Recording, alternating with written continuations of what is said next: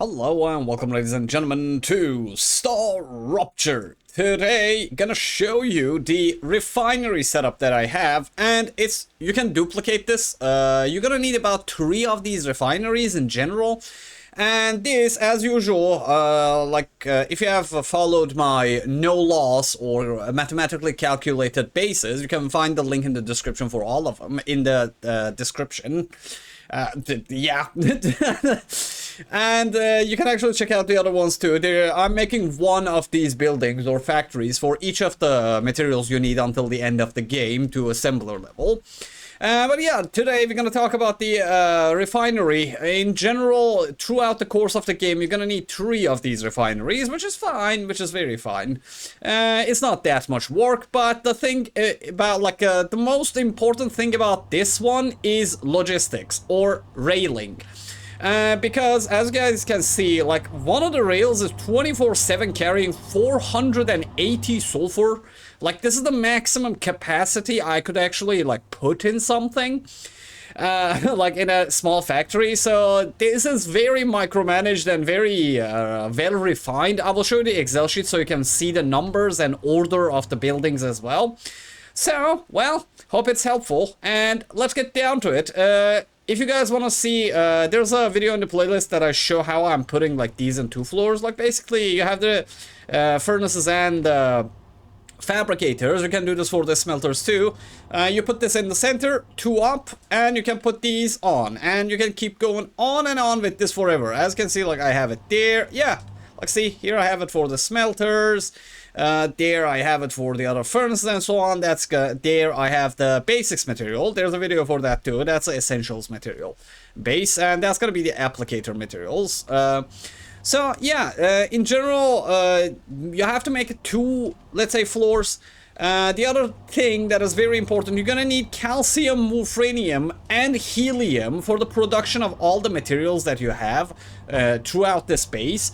And on top of that, 480 sulfur would clog all of your lanes. So there's a special way I'm actually connecting these to each other at the 3rd lane.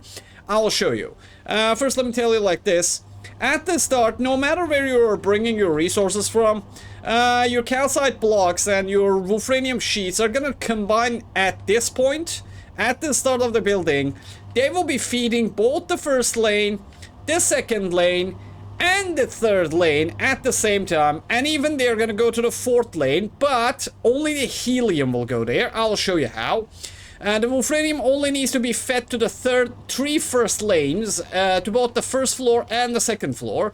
And if you're wondering how I connect floors with each other, look, there's a main road all the way. See? Look, this is going all the way throughout the base, and it ends on the last lane.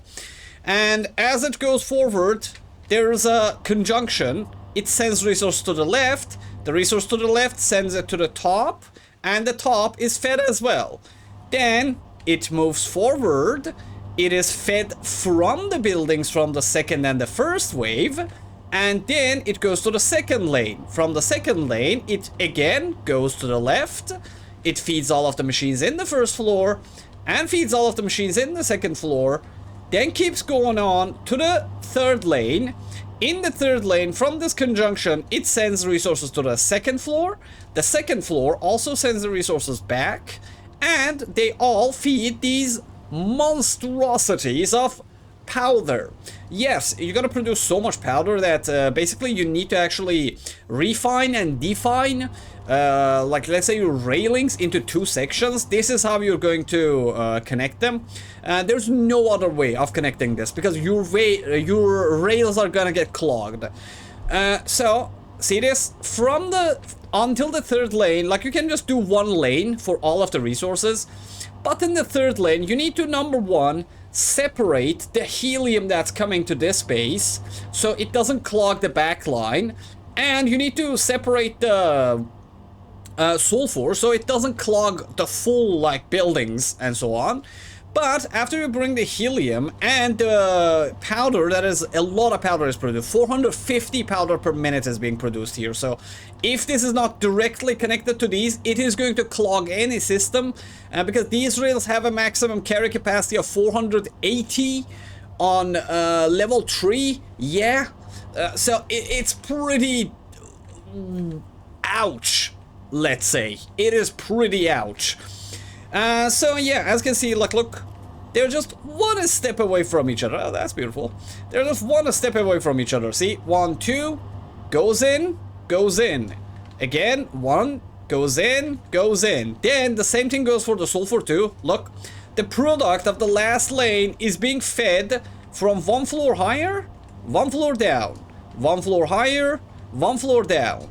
And sadly, because this game has an animation delay on the rails carry capacity, sadly these rails says that they carry 480 materials per minute. These actually exactly consume 480 sulfur per minute, but if you connect only one rail that brings resources, they're not going to get enough resources and they will have downtime. So one of the things that you need to do, see, like, it is barely making it. See, it is barely making it. And it is said that these rails are 480 per minute. They are not. They really are not. Okay, let me eat the food. And what you do is, I actually, because I use these quad conjunctions, I just took another rail of sulfur from another place and connected it to one of these, and it equalized like the amount of sulfur that's going into the refineries. And they never stop working, okay? Even the base is so micromanaged mathematically that every time, see, like, one thing is used, another thing is produced again. So yeah, the chance of you actually not getting material is a little bit too low. But as you can see, like, no matter what I'm doing, the sulfur has that like millisecond of a delay there, and it's basically because the request time. So basically this building is supposed to call for 100 of this material, but instead it is not calling full potential. See, like, it's only calling 2 by 2 by 2 by 2, and as you can see, like, there's a difference of spacing between them. So this is a game mechanics, like, they need to patch this one. Yeah, the request amount is not equal to what you need to actually feed the system, which is a little bit sad. Yeah, these things need to be, like, exactly, like, more than enough, but it's not. Anyways, let me show you the Excel sheet so you know exactly which buildings and what order. You can also take a screenshot of the Excel sheet, so you can just have a blueprint and start making the buildings on top of each other. Give me uno momento, we meet at the Excel sheet. Alright, welcome to your second job. Okay, as you can see, let me show you how much resources you need in general for this building. As you can see, you need 400 sulfur ore, 480 sulfur ore, 225 helium incoming, 150 calcium blocks per minute, and 180 wolfranium balls per minute.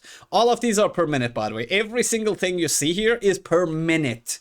I don't care about the material being produced. Like, sulfuric acid is produced every half a second, so it's produced 2 times every second. Instead of that, I just calculated it's 600 per minute. Yeah, that's like that. And the 60 loss is not for that. The 60 loss is for pressurized helium. Later I will make a video of how to make the pressurized helium farm. You will be able to find it in this same playlist too. That's why you should like and subscribe to the channel, so you get notifications whenever I make a new factory here. Alright, this is basically the build that you need to screenshot, or just go to the Windows snip and just snip this one out so you can actually make it later. As you can see, in the first lane, okay, let me give you a second for screenshot. 3, 2, 1, let's go. As you can see, in the first lane, we have 3 fabricators and 1 furnace. The 3 fabricators are actually producing calcium blocks, and the wolfranium bars are coming. And, well, because I live in Turkey, that was the sound of a zon that you heard. I live in Istanbul, Turkey, by the way. Let me close the window. 1 second. Alright, I'm back. Alright, the wolfranium bars are turning into wolfranium powder, and the calcium blocks are turning into calcite sheets. And as you can see, then they go to the second line. The 3 furnaces are making the calcium blocks into 150 calcium powder per minute. There is a little bit of loss here too. Not much though. You don't need to worry about it. And in the furnaces in the bottom, you will be producing ceramics from the calcite sheets and the wolfranium powder that you're getting from the first lane. So you have to make sure that these buildings are actually, like, connected and are feeding this one on top of, let's say, this one. And after the furnaces produce the calcium powder and the ceramics, they send them to the next lane, which is composed of 3 furnaces and 5 extra furnaces. 3 of the furnaces are producing 150 synthetic silicone, which is like 180 silicone per minute actually. So there's a 30 loss per minute here. If you want to store these, you can just put a, let's say, storage at the end of your factory. So these things actually go and get stored there. Maybe you use them for something else, but I don't recommend it. You don't need to, really. Because, well, your factory is having a little bit of extra resources never hurts. It reduces the downtime on factory production because they get full, basically. But this is the important section. Because you're gonna be feeding about, like say 750. Like you need to feed 750 resources to the chemical factory, which is the last lane before the refinery. You need to make 2 lanes feeding every single one of these furnaces, or else they will get clogged. Like there's no way of doing it in 1 lane. The lanes just get like train wrecked. So your production power and the speed really goes down. So from this lane forward, you need 2 lanes. 1 from the bottom, 1 from the top. You can basically make it. I just showed you. If you want, just roll back the video and you can see it there. But basically, yeah, the carry capacity of the rails, no matter what kind of rails you're using, are not going to be enough after this point. And yeah, the wolfranium powder and the synthetic silicone is connected to the chemicals. The chemicals are produced from the silicon and the helium, from 5 of them.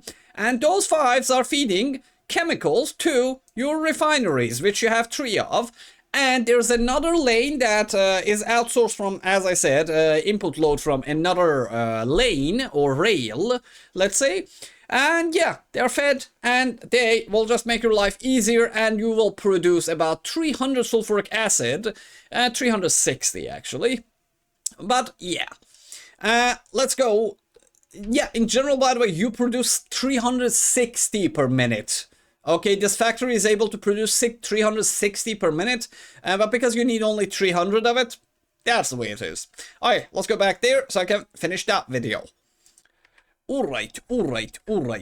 Let's get back to the business. As I said, the most important thing is that just keep in mind that whenever you're making a compact factory, more than how you put the buildings together, it is more of a, let's say, how you will carry resources throughout each lane. This is the most compact form of this, let's say, thing that you can have.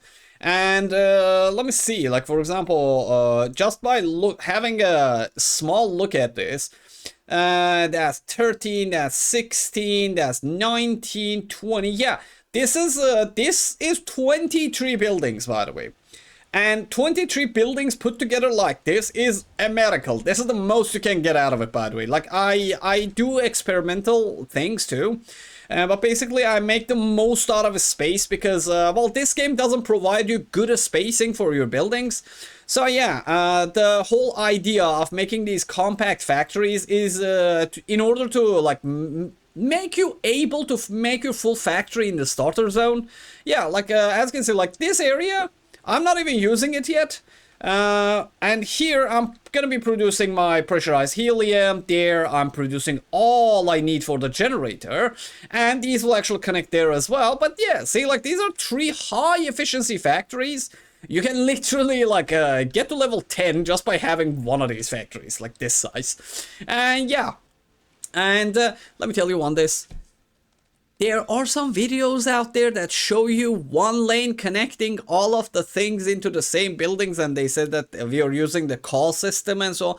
They don't work. They don't. If they work, they will produce like 1-2 materials per minute for you. That is too much time. You're gonna have to spend 400 hours just manually changing your factories and so on. Like in less than 20-30 hours, just by making these kind of factories, you can finish the game. So you can enjoy all the other content too. But yeah, anyways, it's a personal choice. 1 lane buildings do not work in this. They don't. They don't. You need to do mathematics. It's a automation game. You need engineering level calculations. But anyways, I hope you guys enjoy. And by the way, if you're making it, if you want to make sure that you don't need to ever produce any more sulfuric acid farm, make 2 of this building. Yes, just make 2 of the same thing, and you will never need to get sulfur again until the end of the game. That's it. Like 600, or actually that's gonna produce you 660 sulfur per minute. That's more than enough for all of your factories most of the time. Anyways, hope you guys enjoyed it. If you liked the video and if it was helpful, please leave a like on the video. And if you have hypes ready, please hype the video so more people can find my small channel on the YouTube. And thanks for the comments. If you have questions, ask there. I answer all of the comments. And thanks for memberships and supers as well, I guess. And as always, if it's nighttime, I hope you sleep like babies. And if it's daytime, I hope ruptures don't happen when you leave your character outside and you go grab dinner. Oh, sorry. That killed me last night. Yeah, I lost a lot of resources there. See you in the next video, fellas. See you in the next video.